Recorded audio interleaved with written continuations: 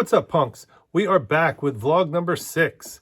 Sorry for the delay between vlogs 5 and 6, but I am not a professional poker player, so I don't get in sessions every day.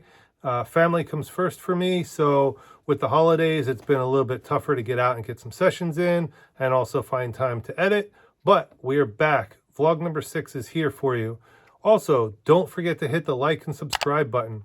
It's been great seeing the channel grow. It's been great waking up every day, seeing some new subscribers, a lot more views. It's really helping me be motivated to get back out there and get some more content out there for you. So hopefully I'll be able to get a few more sessions out in a lot quicker fashion now that things are calming down with the holidays. And if you feel the need, please leave a comment, leave a question. I'm always up for answering any kind of comments that you leave, so I always look at them. Please feel free, if you have any questions or comments, leave them down below, and let's get into the session. While we're waiting for a 2-5 game to open up, we sit down at the 1-3 table to kill some time, and the first hand we look down at is pocket jacks. They are the moron brothers, don't get along with others. Under the gun, middle position, and cut off all limp. Small blind then raises to $20. $20 is not going to be enough for me, so I make it 65. Folds around, only the small blind calls. We see a flop of 6-6-7 rainbow. Small blind checks to me. I bet out $80. He gives up right away, puts up the white flag, and we move on to the next one. The very next hand we look down at is ace-4 of spades. We are in the small blind, and under the gun +2 limps. Middle position player raises to 15.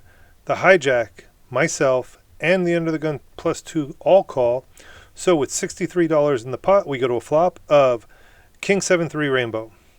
I check, and it checks all the way around. The turn card brings the ace of diamonds. I check again since I do have top pair, but I do have a weak kicker. I want to see what develops here on the turn. It checks to the original aggressor, and he bets $35. Hijack gets out of the way, I call, and under the gun +2 calls. So with $168 in the pot, the river is a 6 of spades. I check, under the gun +2 checks. I'm trying to get to a cheap showdown, and the middle position player goes into the tank. He thinks probably for a good 45 seconds to a minute and decides to shove all in for $170. When I sit and think about it, it doesn't make any sense to me. If he had a good ace that he's raising with pre, why wouldn't he continue on the flop? If he flopped a set, why would he not, maybe bet a little bigger on the turn with the flush draw coming? So it doesn't make sense to me, so I call. Middle position player folds.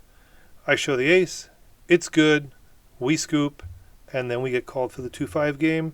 So we do a little bit of a hit and run on this guy, but we were waiting for the bigger game anyway. We move over to the 2-5 table, and the first playable hand we see is 7-8 of hearts. We're in the hijack. It folds around to us. We raise to 20. The cutoff and the button both call. The blinds fold. So with $67 in the pot, we go to a flop of 5-6-7 with one heart. This is a pretty good flop for me. Top pair, open ender. So I lead out for 35. The cutoff, who's a good guy, play with him a lot, he's a good solid player, raises to 80. Button folds, comes around to me. It's really not an option to fold here. It's just a matter of whether I raise or just call. With this guy being a pretty competent player, I just call to see what develops on the turn. So with $227 in the pot, we hit an 8 of diamonds, which is a good and a bad card for us. It's good that we have 2 pair now, but it's bad that there's a 4-liner out there.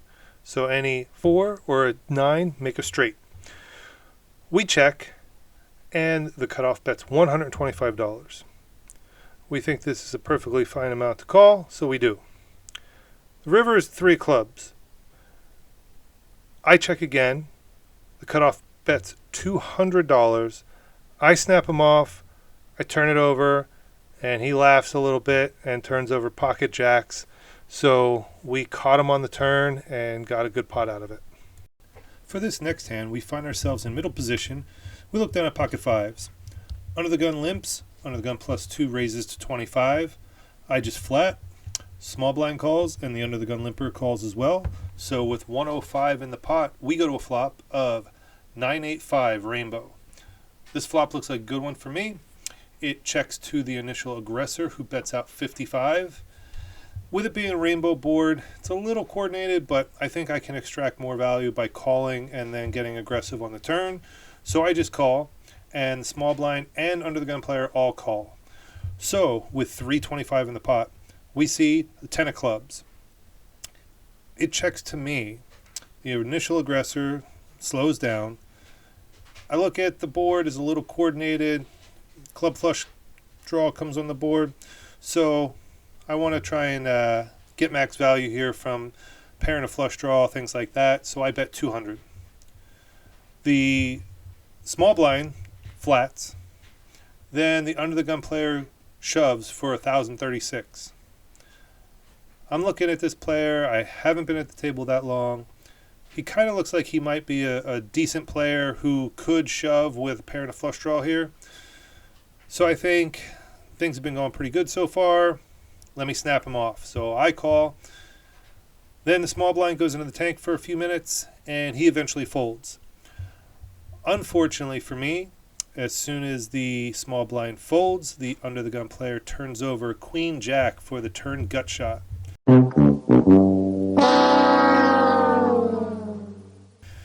River does not bring any help. It is the 4 of spades. So we ship this one off, and as we're shipping our chips away, the small blind says that he had turned top 2 pair. So it would have been nice if we could have got him in there and at least got something from him. But unfortunately, we're shipping off here. The next hand we get involved with, we are in the big blind, and we look down at the awesome 10-4 offsuit. Under the gun, middle position, hijack, all limp, small blind completes. So with 25 in the pot, we go to a flop of 10-7-3. Small blind leads out for $35. I'm thinking, well, I have top pair. I'm still reeling a little bit from that last hand, so I call. Everyone else folds. So with 95 in the pot, we see a turn of 6 of clubs. Small blind now bets out for $70. And I think if I was good on the flop, I should be good here on the turn. That really shouldn't hit, too hard. So I call. With 235 in the pot, we go to a river of the 9 of diamonds. Small blind now bets out $150. I think about it for a minute. It's a great bluff card to make me think he has an 8. I'm not believing it, so I call.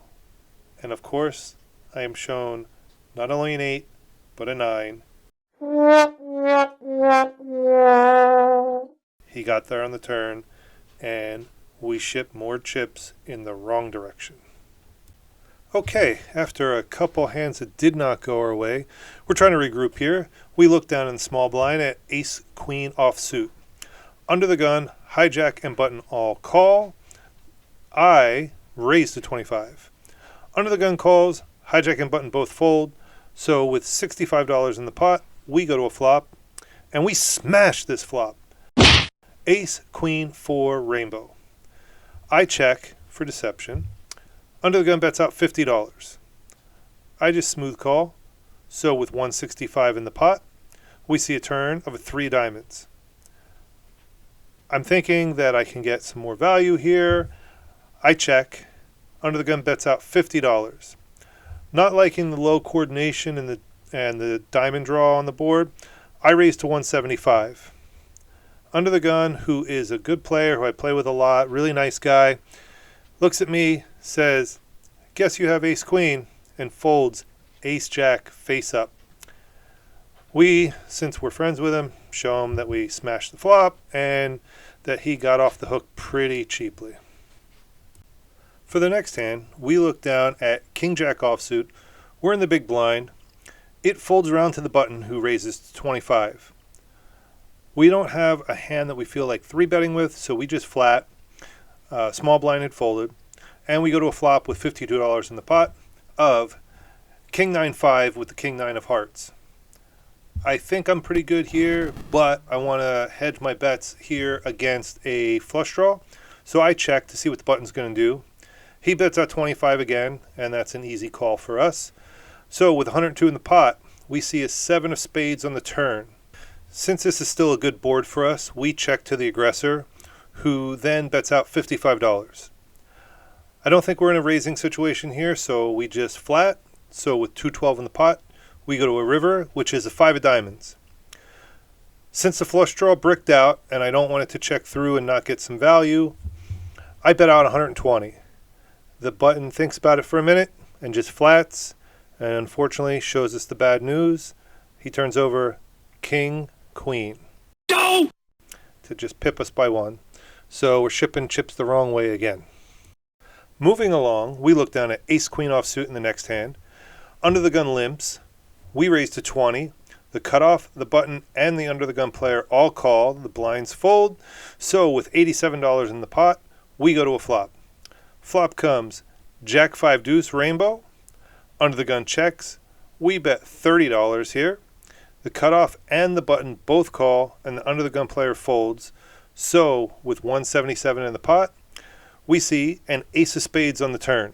So I check for deception, thinking that I now caught up, and the hijack bets out for $75. The button calls, and I call as well. So with 402 in the pot, we go to a river, which is the king of clubs. I'm thinking that I'm probably pretty good here most of the time. The only things I really have to be wary of here are maybe a set of jacks, but they probably would have 3-bet me pre-flop. Set of 5s, set of 2s, that's always possible. Someone's playing very passive ace-king, maybe. Passive ace-jack, maybe. So we bet out for $150. The cutoff just calls, the button folds, and we get the bad news once again.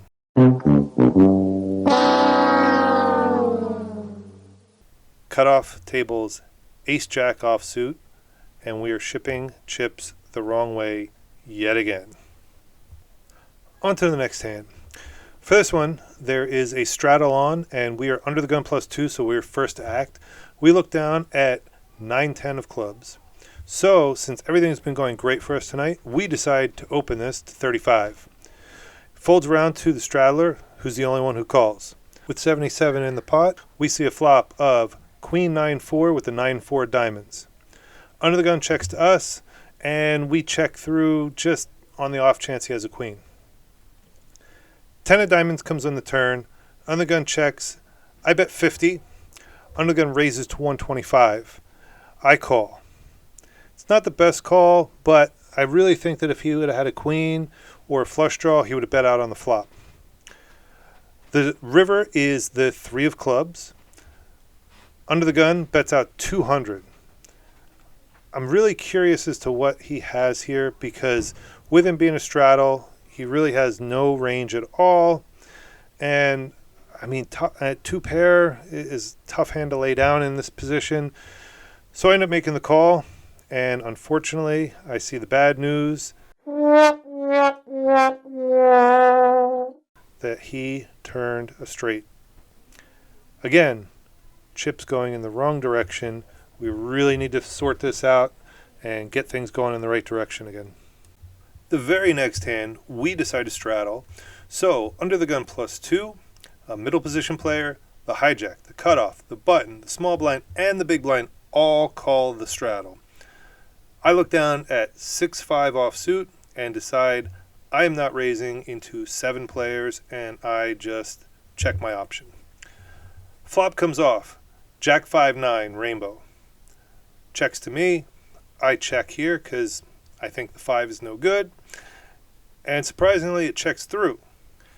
The turn card though, 5 of spades. When it checks to me, I lead out for $55. Only the hijack has it in him to call. So the river bink that 6. So I'm sitting here thinking, what could this guy have called the 55 on the turn? Assuming that I had to have a 5, what could I get out of him? If he thinks that I didn't have a 5, I can shove here and get max value out of some sort of jack holding, maybe some sort of stubborn 9 holding. So I decide to shove for my last 225 in hopes that he has some sort of sticky hand he wants to call with. Unfortunately, he only thinks about it for about a minute and tosses in ace-9 offsuit and says, I really needed a different river.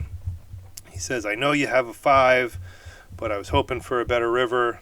I actually show the rivered boat, and we get back and forth about it a little bit, but in the end, he was a really nice guy. He checked out the vlog at the table. He started asking me about it. So shout out to him. He's a regular. I see him a lot over at parks. So hopefully next time he won't be able to read through me like a open paperback. A couple hands later, the straddle is on again, and we look down at king 10 offsuit in middle position. We make the call, and the only other caller is the big blind. Flop comes off pretty favorable for us with 10-10-4 with 2 hearts. So when it checks to me, I check as well for deception. So we go to a turn card, which is the best card that I could hope for, the king of hearts. So it checks to me again, and at this point I really have to hope someone can catch up. So I check again. The river is the 6 of hearts, and I'm thinking there has to be at least someone with 1 heart that can take a stab at it. Unfortunately, it checks to me a third time, so I bet out $50, see if I can get a crying call from a weak heart, and luckily, we get a surprise. The big blind raises to 110, so just above a min click. Straddler folds, and I start to think about it for a minute, try and do a little bit of Hollywood. I only have 338 left, so I really only have one choice here, and that's to shove, which I do. Big blind goes into the tank for a while. And I know that I have him because the only hand that beats me here really is pocket kings, and we have one of the blockers to that. Therefore, the only thing he can be raising here is the ace of hearts. He eventually does make a fold, unfortunately. And shows ace-jack offsuit with the ace of hearts and saves himself a few bucks on the river there. Fortunately, we weren't able to get it all, but we're clawing back little by little. A couple hands later, we pick up a good hand in the big blind. We look down at ace-10 of diamonds. Under the gun, hijack, and button all limp. The small blind folds. I raise to 30. Under the gun calls, and everyone else folds. We go to a flop of 2-4-2 with 2 diamonds. I lead out here for $45, and the under the gun player calls. We go to a turn, which is a 9 of diamonds. I, trying to be deceptive, check here, and under the gun obliges me and bets $80. There's really no reason for me to raise here because I think that I can get more value on a river big bet than a check raise here, so I just call. 10 of hearts comes off on the river, and I try and bet $230, thinking that if he either has an inferior flush, he might call, or if he has a deuce, he might call. Unfortunately, he doesn't think very long, and mucks face up, ace of spades, deuce of hearts. Go! So it seems that our 2/3 pot size bet was too big for this guy. He sniffed it out instead of making the crying call. So in the future, we'll have to reassess some of these river bets. The weaker players tend to call them. The stronger players tend to fold on them. So we really just have to get a better read on our opponent, whether he's weak or strong. For our next playable hand, we find ourselves in the cutoff. We look down at 9-10 of diamonds. The straddle is on this hand, and the hijack makes it 30. We call, the button calls, and under the gun calls. So we go to a flop, and it's a good one. 10-10 jack. It checks to me. I bet $40. The button calls, and everyone else folds. The turn is 2 of spades. I lead out for $120. The button then calls again. The river is 6 of clubs, and I lead out for $230. Button goes into the tank for a little while, and he eventually folds. I have a feeling he had some sort of jack type holding, and my aggression the whole way kind of pushed him off of it. I probably would have been better off just checking there, letting him take a stab at it with either his bluffs or his jack high holdings. But today I really didn't have my best, and I really need to think through these situations a little bit better in order to get max value. All right, punks. This session was not a good one for us. We were in for 2,400, out for 886. That means we were 15-14 to the downside. We didn't have our A game today, and it showed, but don't forget to like, subscribe, hit the alert button, leave a comment. It all helps out the channel a lot, and we really appreciate it. The subscriber numbers have been growing, which has been great. It's really helping me be motivated to put more content out. So make sure to do that, and we'll hopefully get the next one out a lot quicker than this one.